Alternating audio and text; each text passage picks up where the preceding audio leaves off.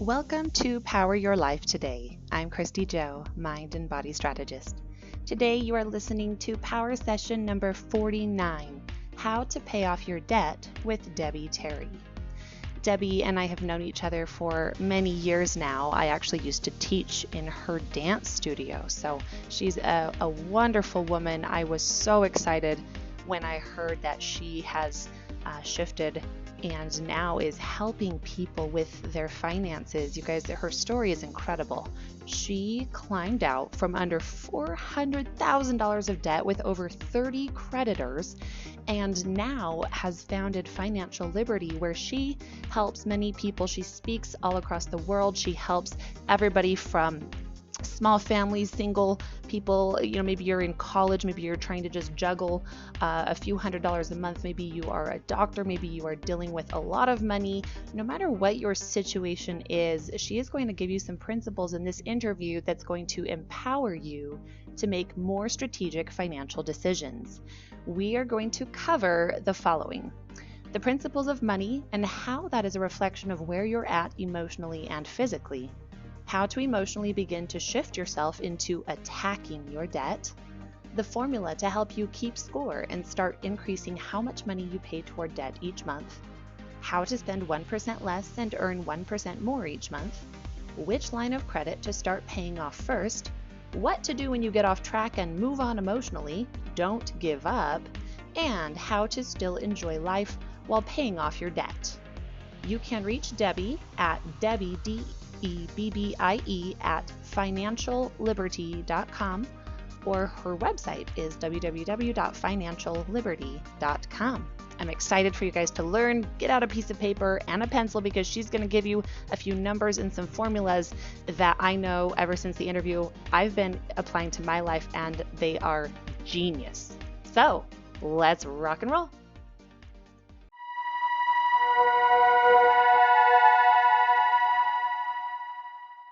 What is the most significant thing that you know about money that we probably don't know? Probably that money is really just a reflection of the rest of your life. People like to kind of compartmentalize money, like, oh, I got to manage my money or whatever.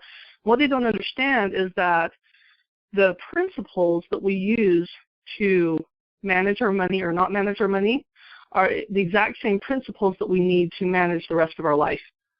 So whether it's our fitness, whether it's our family, that money is really just a reflection of what's going on with you, emotionally, physically, relationship-wise. Money is just kind of a scoreboard, and it's just kind of a way to keep score on that, but it's a reflection of what else is going on in your life. Oh, that's very interesting. So basically you're saying that if I could get my finances in order, that perhaps I'd see some overflow of that same discipline or improvement of my life in other areas. Well, that's exciting. Yes, I think we all want that. Everyone's listening going, yeah, tell us more. Yeah. So I'm assuming most of our listeners here are feeling maybe some financial stress, which is what was incentivizing them to listen.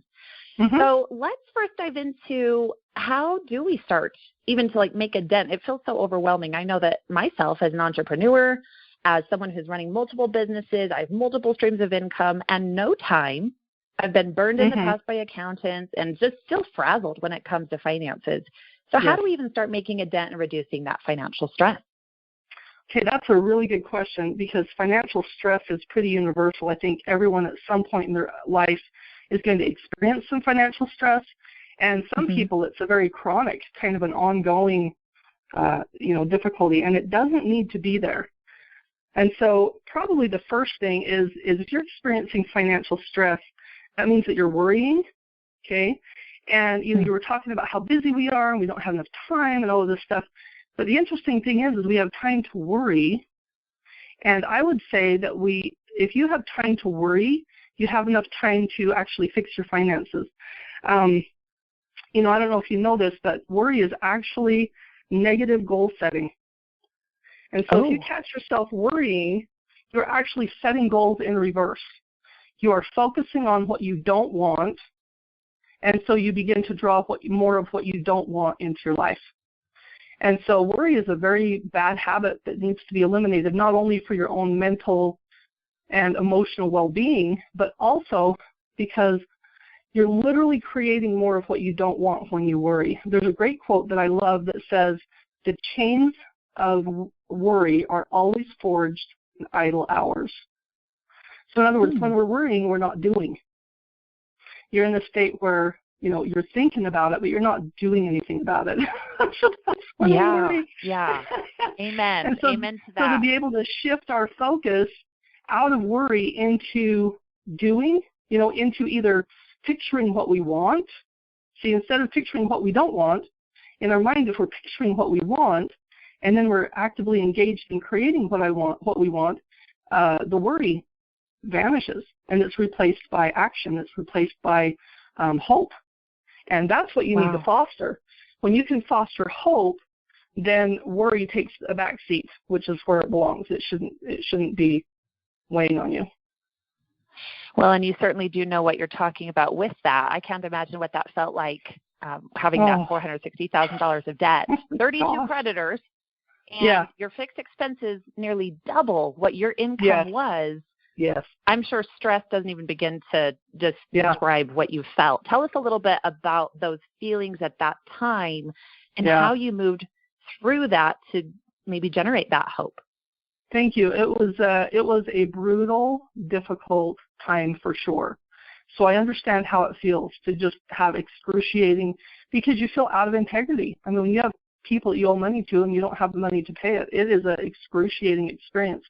And honestly, the shift had to come. It was an inside-out journey, because as I became aware of these principles, especially the one I just talked about with worry, instead of spending my time, blaming or worrying or stressing, to shift that into what is it I do want. And so it's an inside-out process where you make the shift inside. So, for example, I'm thinking about what I want. How do I want it to be? And then taking steps to begin to shift out of that. And so honestly, until your attitude changes, your reality doesn't change. And you're actually creating, now this will sound a little far out, but stay with me. Okay.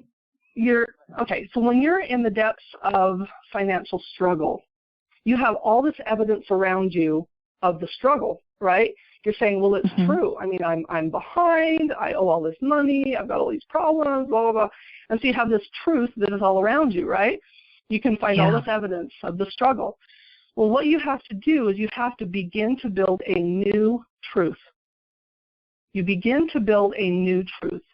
And so you start with little things like, hey, I did this right today. There might be, maybe I organized maybe I balanced my checkbook today, and so I'm like, yay, woohoo, and you give yourself a pat on the back and you begin to create some positive energy. And then maybe you take another little step like, oh, today I was able to actually pay this bill.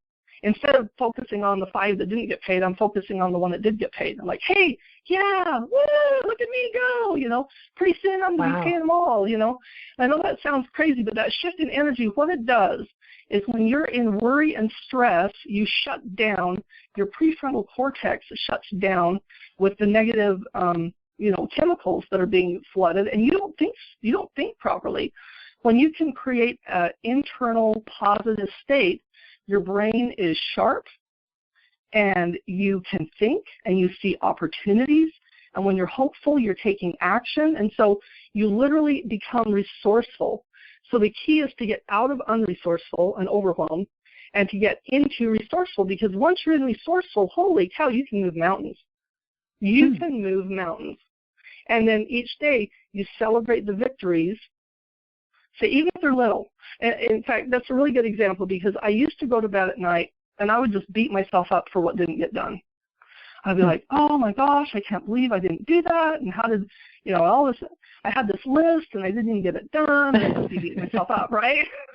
Yes, I know that story. And so the shift comes with, at the end of the day, I started saying, okay, what are 5 things I did right today? So I ignored all the bad and I said, what are the 5 things I did right today? And I focused on those just before I went to bed each night. Well, hey, and every day there's something, maybe it's just getting out of bed, maybe it's just you made dinner for your family or whatever it is, but there's something you did right today. And by shifting your focus to what you're doing right gives you more resourcefulness, more power, more motivation, and more momentum to turn things around. Wow. I'm loving this word resourcefulness because I think it's a synonym for a word that I often use, which is be a solution finder, solutions. We don't like to focus on problems. We like to focus on where we're going. So describe for us where all of our listeners might start in becoming more resourceful. I'm sure there's a lot out there, but that's, again, coming into that problem of overwhelm. So walk us through that process of becoming resourceful. Okay. So I have a couple of general ideas and then a few that are specific to money. Okay. So a couple of general ideas are, again, you want to find very specific steps that you take. And I love doing something in the morning and something at night that keeps your energy high. So, and each person can decide what that is for them, but here's some examples. Prayer is a good one. Reading a positive book is a very good one. Saying affirmations or declarations is a good one. Writing out what you want and then verbalizing it. There's power in your own voice because, remember, we're creating new evidence. We're creating a new truth.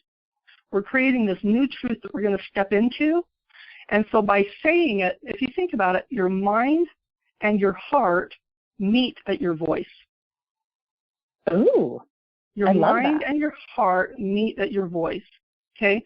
So when you speak positive words about yourself, I am, you declare, I am bold, I am courageous, I am resourceful,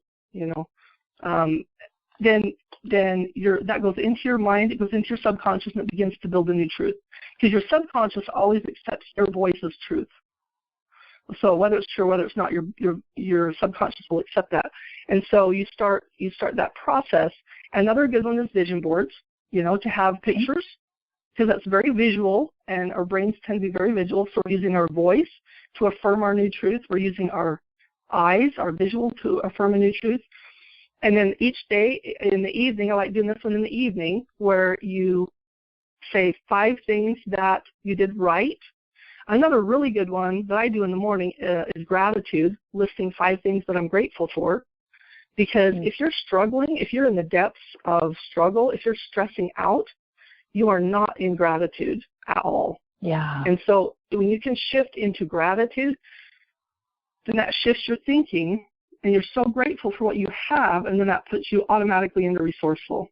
So what I'd suggest is put together a list of maybe 2 or 3 things you do every morning and 2 or 3 things you do every evening, and they can be little. They can be like, you can do all 3 things in 5 minutes. It doesn't have to be a big old process. It can be small or quick. But the key is to do them when you first wake up, and then just before you go to bed, because you're creating a new truth in your mind, and your actions will begin to follow that, and your hope will lift, and you begin to attract amazing opportunities. You'll start to see it reflected in your physical world, where you'll start, maybe it's a new job offer, maybe it's just incredible things will happen in your actual physical world that you're now resourceful enough to take advantage of, Right. Well, when it really is powerful when we realize we are truly the masters of ourselves and we can create things. It's when we're stuck in that mindset of hopelessness, feeling stuck, we're in survival, but we have to take that big breath and just rise above and say, okay, I'm going to do something, even if it's as little as 5 minutes every single day. This is going to be that little nudge I need to get going. I love that list of things, those ideas you shared. Okay, I want to dive into a little more of the story. Where did you start when you were rising above that mountain of debt you were sitting under? Okay, so what I want to talk about is some of the actual financial steps, like the hands-on money stuff that I did. Okay, great. And so, a lot of people, first of all, of course, you've got to have a goal. You got to know where you're headed. And that's the easy part. Usually, people set goals all the time. Getting goals is a different matter. So we're going to cover both ends of that. So first you want to set your goal. Okay, that's easy. The next step is, and I think this is the biggest step that most people miss, is you have to know where you're at. And you need a really super clear accountability of where you are right now. Most people want to kind of skip over this part because we don't like where we are. And it's uncomfortable. So, for example, if I'm floundering financially, the last thing I want to do is balance my checkbook and pay my bills. Like, I do not want to go there. It's like, don't make me go there. Like, okay, I want $1 million, but don't make me balance my checkbook. Ignorance is not bliss. Darn it. I think everyone's going like, dang it, you couldn't call this out. Guilty as charged. Yeah, and so the first step is to really know where you're at. And so part of that is, you make a list of, and this can be painful, but it's a crucial step, is you make a list of everyone you owe money to. Okay. And so everyone that you owe money to, so you have a list of all of your debts, okay, and accurate amounts, not just guesses. Like names, okay, this is the balance on this account right now, and you make this master list of debts.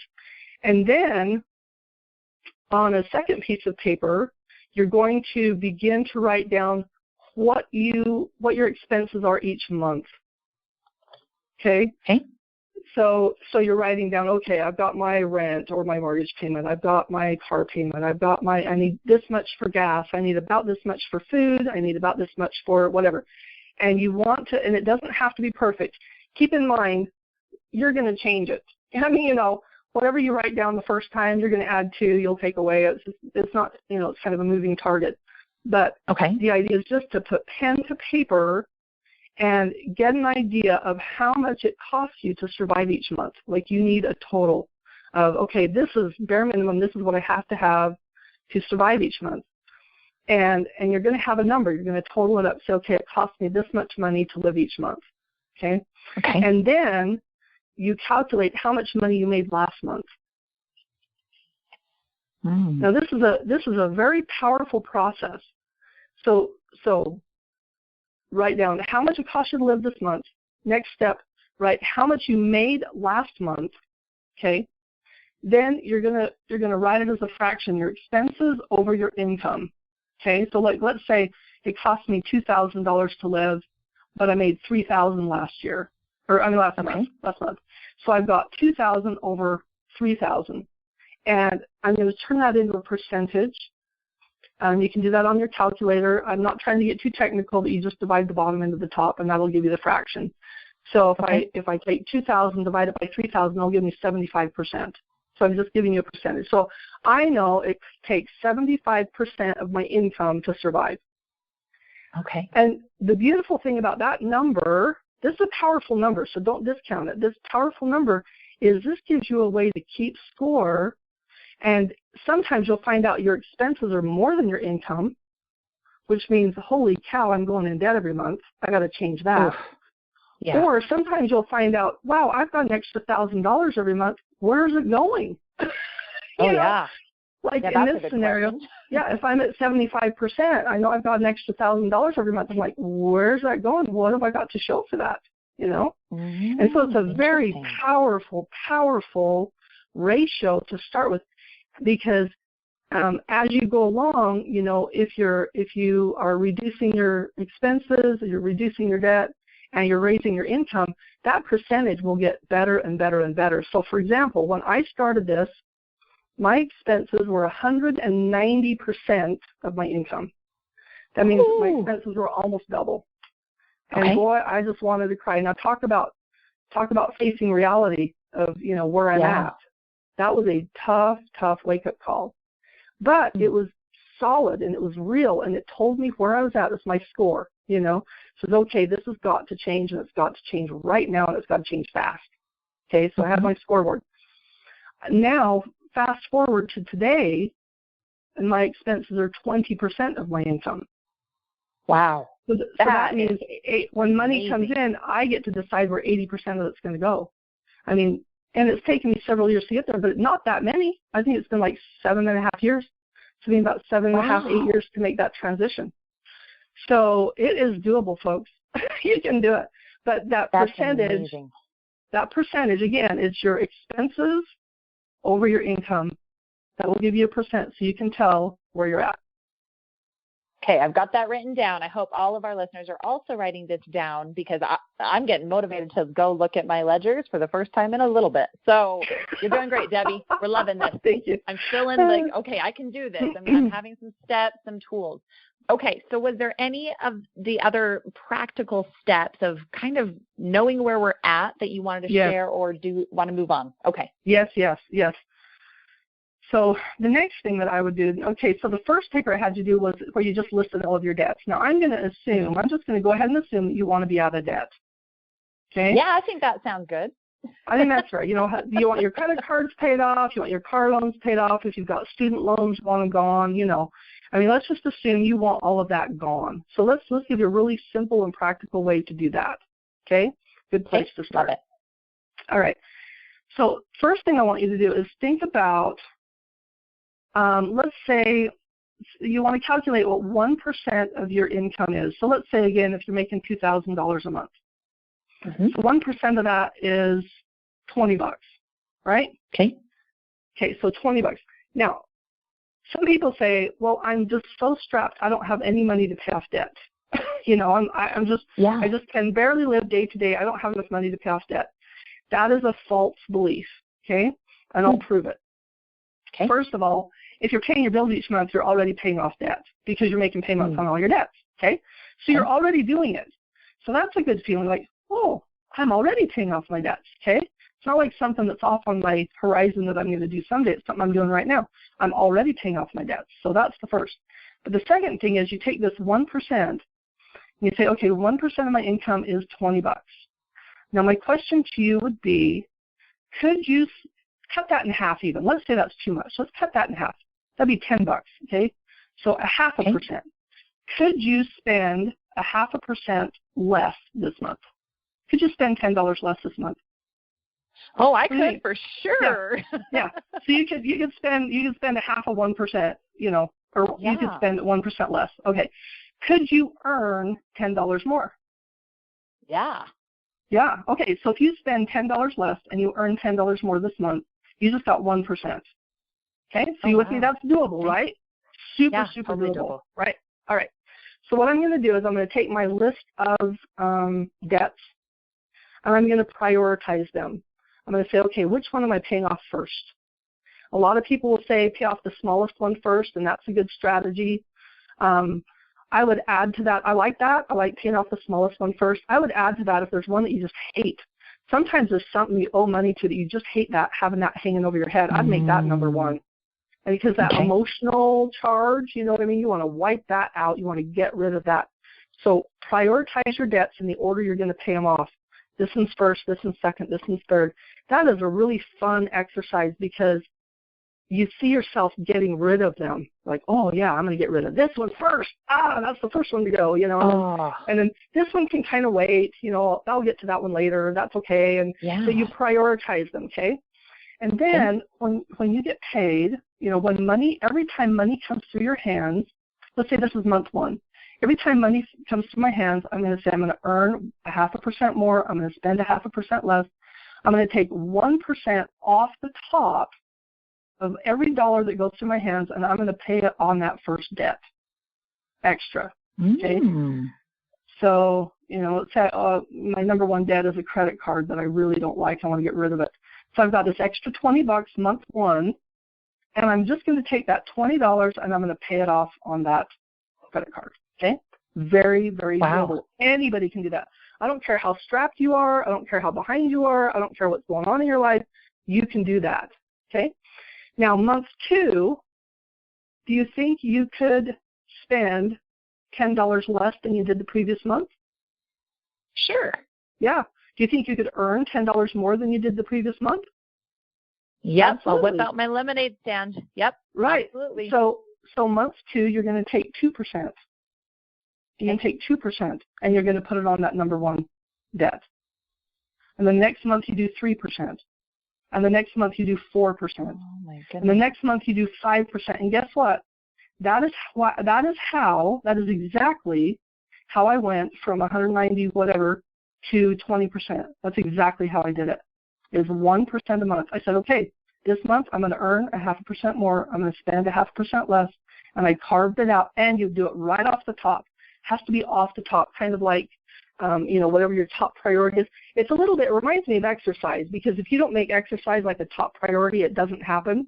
Like if you wait until all my other stuff is done, then I'll exercise. Yeah, it's never going to happen. And if you wait until all your other bills, if you wait until all your other bills are paid, you'll never get this paid.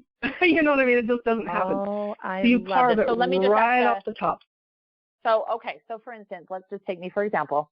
So I've got, let's say, 15 different revenue sources that I see come into, I have everything flow into my business checking account. So I can see when there's a credit each month. So you're saying every month I go in, and based on those income numbers, I'm going to do that 1% or that 2% or 3%. I'm going to pay that first. I'm just going to do a transfer right off the top, whatever that number one debt is, right off the top, and then I'll look at everything else. Yep, that's it exactly. Okay. And now, you just adjust around that, and you can totally do it. So is that in addition to the minimum payment I was already making? Yes. Yeah, okay. Because you're still going to do your normal payments. Gotcha. You know what I mean? You're still making your payments each month. But here's the reason it's so beautiful, and the reason that it works is people, the limiting belief would say, oh yeah, but when I get to 10 or 11% or whatever number, I can't afford it. I don't have enough to do that. But what happens is when you do it, you start knocking out debts. So all of a sudden you don't have that credit card payment. So now you've got more money in your budget. And then all of a sudden you don't have that car payment. So you have more money in your budget. And then you don't have that whatever payment. You see what I mean? And so as you're carving it off the top and paying it off, those bills, those debts vanish, and you have more money and fewer bills to pay each month. So it does work itself out. So you do have more money to work with every month, that you can do it. Wow. I'm loving that strategy. Very, very practical. Do you track it in like a Google sheet or an Excel doc? I do. Or what? I do, yeah. Just because for me it's positive. I'm creating a new truth, right? I am building a new truth. I'm it's evidence for me. It's evidence for me of the new truth that I am creating. Right. Okay, this is wonderful. So that's a step for us to start paying off our debt if we don't feel like we have any extra money. That's amazing. So now once we're going, we feel all motivated right now. We get started. We're like, yes, I'm going to do this. I love what Debbie said. And we're 3-4 weeks down the road. And I'm like, you call me, we go to lunch, and you're like, when was the last time you did this? And I was like, son of a gun. You know what? The day that we did our interview, and I haven't had time to look at it since, and it's probably a mess again. So how do I keep on track? How do I keep myself really on top of it? I love this question. I'm so glad you asked this question. This is like my favorite question. This is my obsession question. Okay. Yay!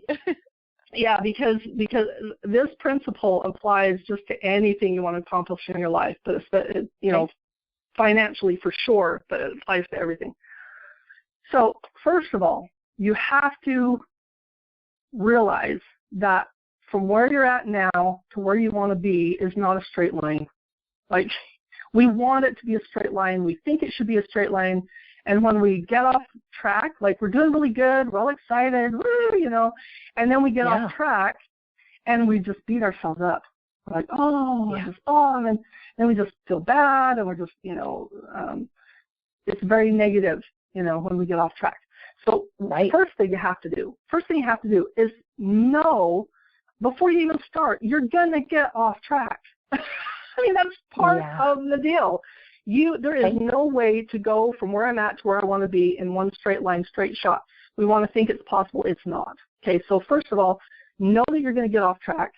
And secondly, forgive yourself in advance. Say, okay, I'm going to blow it. What's my strategy? Now, here's the key.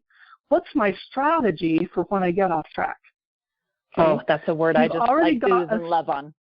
Yeah, so you've already got a strategy in place for when I get off track, because you know it's going to happen, because you want to minimize that.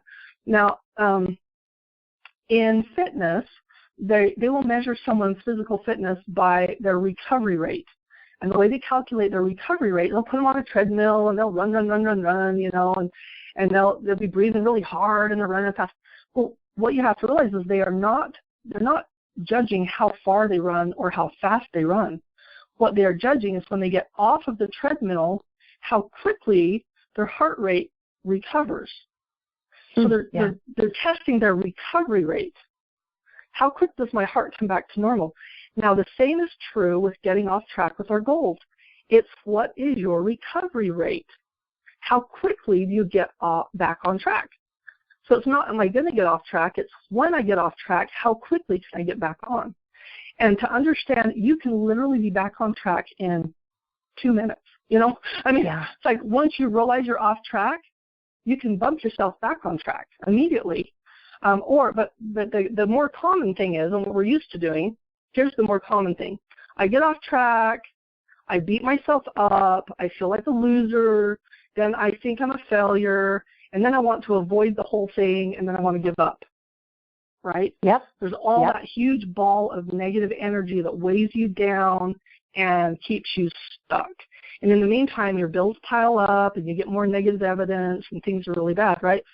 So instead, to be able to say, oh, I'm off track. Okay, my recovery rate, how quick is my recovery rate? I can get right back on track and jump right back in and start again. And forgive yourself and look for a little success and pat yourself on the back, say, hey, instead of beating yourself up for getting off track, celebrate that you're back on track. Victory, woo, the kind of thing. I like that so much. Yeah, and know that it is a zigzag. Your path to your goal is a zigzag. You're going to zig, you're going to zag, and you just try to stay in the game. Start again. Now, one other thing I want to say on this. One of the lies that we tell ourselves when we get off track is that, I don't want to start over. I'm going to have to start over, and that feels really daunting.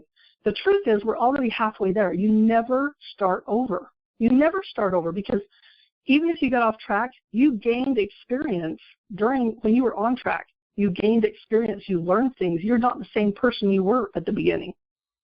So you've grown. So you only can start again. So you pick up from where you left off.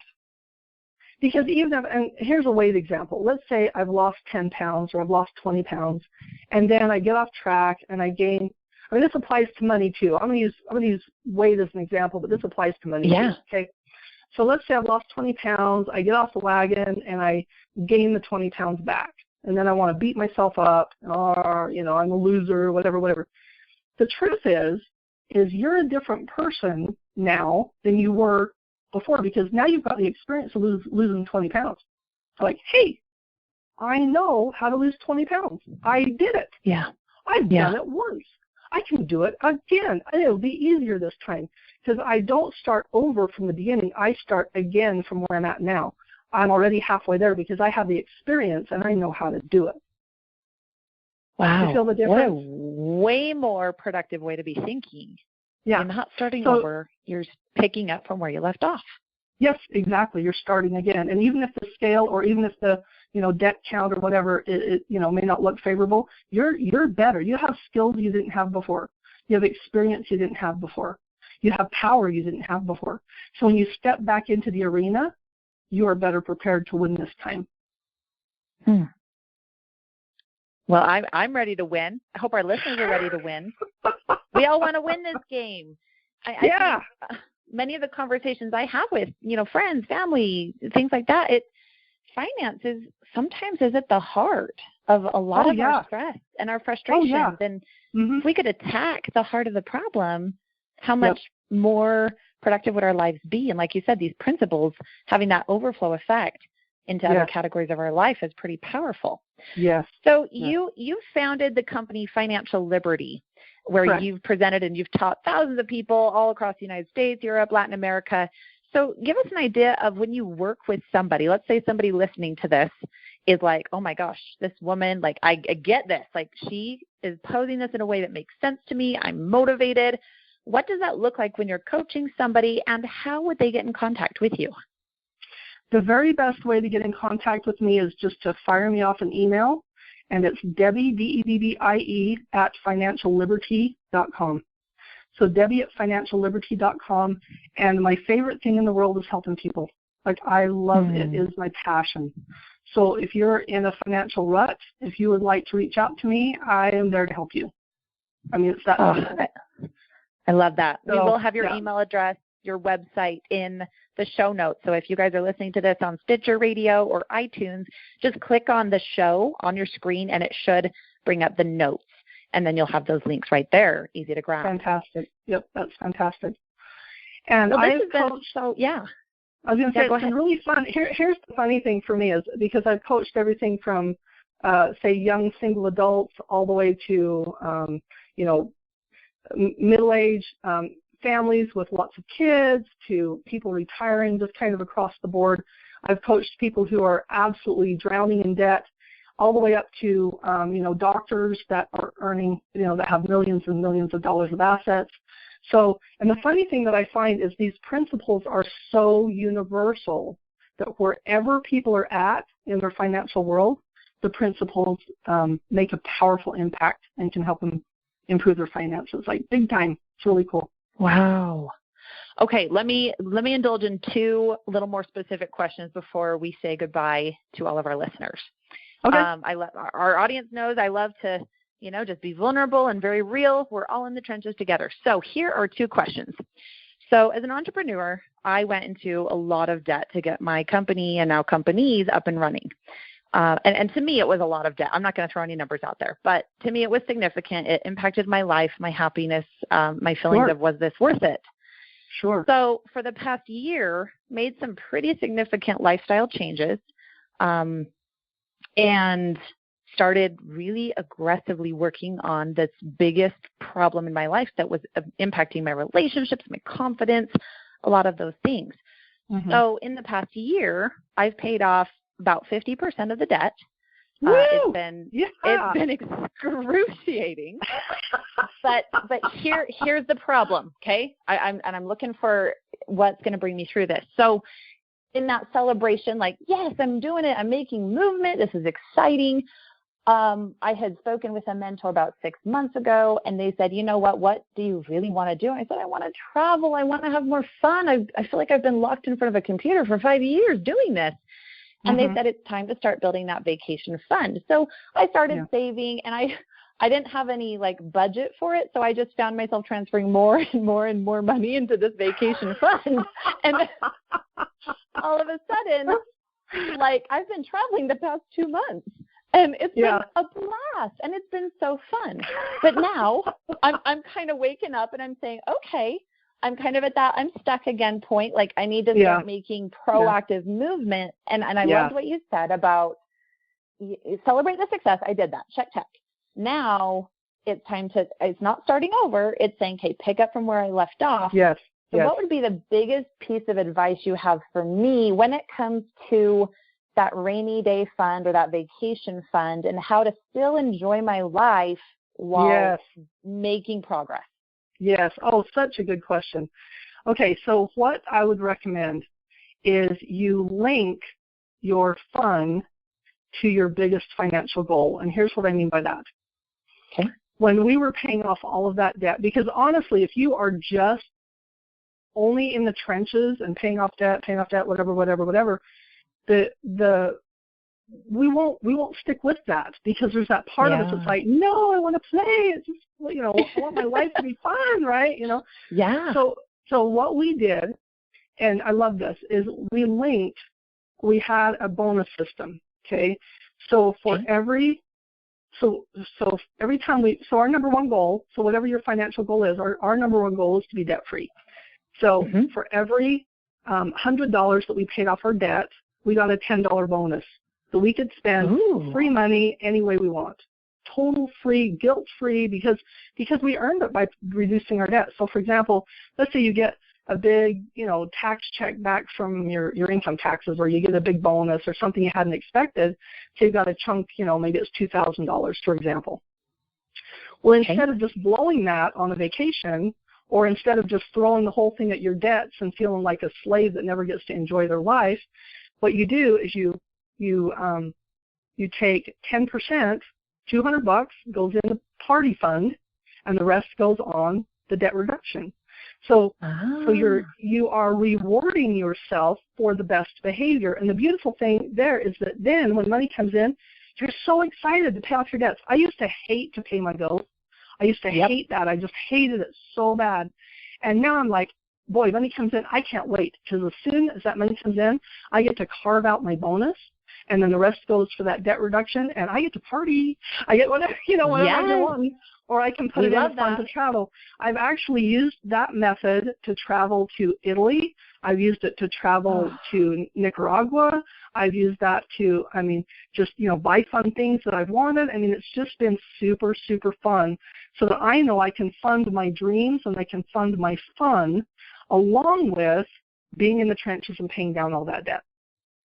Oh, that is a great strategy. Okay, I'm going to add that one in my Google Sheet. Last question, if this is okay, and I hope, I don't know, hopefully it's not too much. You tell me if I need to cut this out of the recording. Okay. So when it comes to the IRS, darn IRS, as an entrepreneur, I should have been proactively doing my estimated payments. However, my business has been all over the place. There has been no structure whatsoever to amount of income earned. It's kind of like, how hard am I willing to work? And every month's different. Mm-hmm. And so therefore, especially with so much debt for the past 4 years, I really didn't pay estimated payments. Instead, I've been paying the monthly kind of back payments on the previous year. And then for each new year, it's been stacking on top of each other. So then I pay that monthly amount. So my thought in doing so was that IRS doesn't necessarily have an interest rate. And in my mind, I don't know, tell me if I'm wrong, but my credit cards or other funds that I used to invest in the business did have an interest rate. So my thought was, use that money to pay off those interest rates so I'm not spending more money in the long run. And then once those are paid off, then I can put more money towards the IRS. Is there anything wrong with that strategy or any tweaks that I should be making to that? Well, and I'm not a tax counselor, but what I would, but generally speaking, your goal, because you're very good at goal setting, your goal is you want to, on everything with your life from here forward, you want to pay as you go. And so you don't want to be using your credit cards and you don't want to be owing the IRS. Okay, so you would put, if it were me, I would put both of those on my bill list or on my debt list or and I would carve them out so that I'm on top of it, so that as money comes in, if some of it needs to go for taxes, a little bit of that goes into a savings account for taxes, or maybe I've done estimated tax or whatever.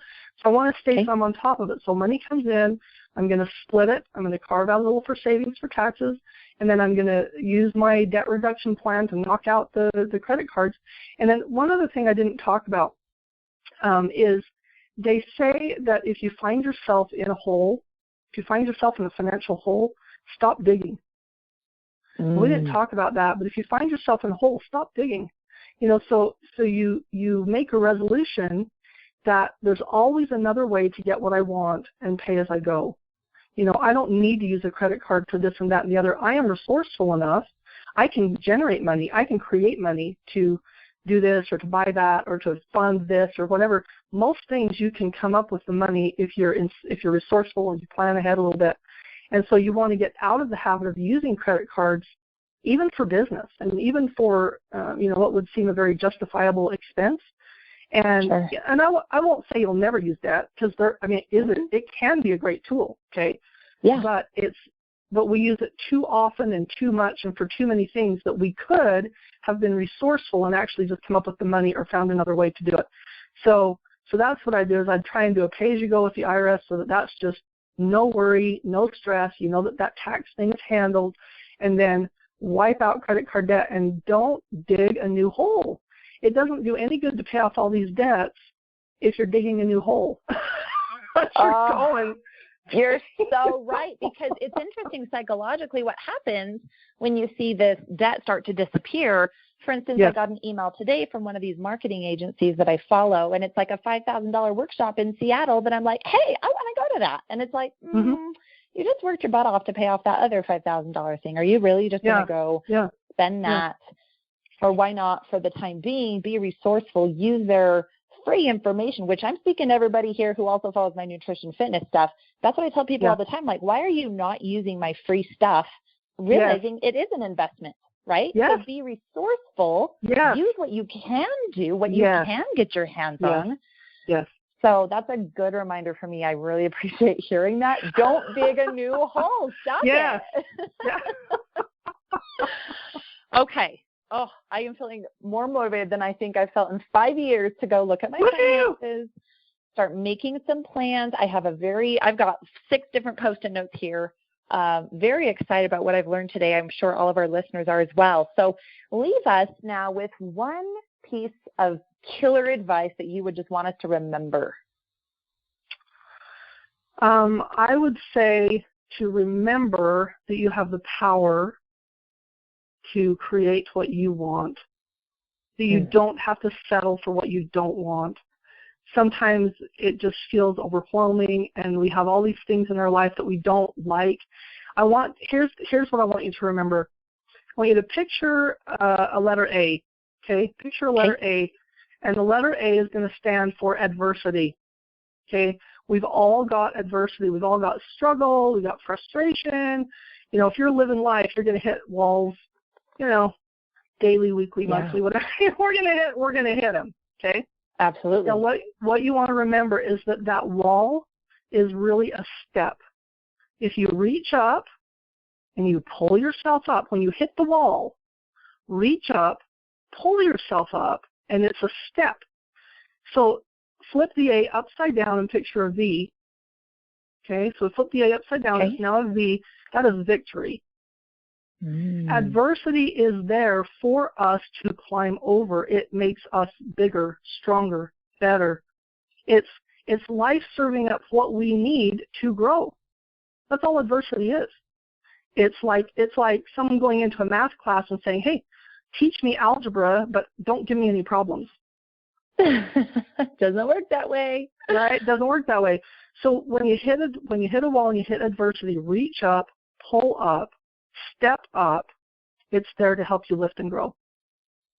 Oh, amazing. Thank you, Debbie. Thank you for your time, for going out and sharing this information with the world, empowering everybody who hears this and hears you speak. And I hope that all of our listeners will go check out your website, go give your Facebook page a like. We'll, again, have all those links in our show notes. Thank you all for being here. And remember, go ahead and decide today that you can and you will power your life today. If this resonated with you, please share it with one person who comes to mind. Investing in yourself is the best investment you're ever going to make, because when you improve your life, everybody around you improves their lives too. Subscribe to this channel so you are really sure to catch our next power session together, so you can continue to power your life to one of more service, value, and love. Until then, power your life today.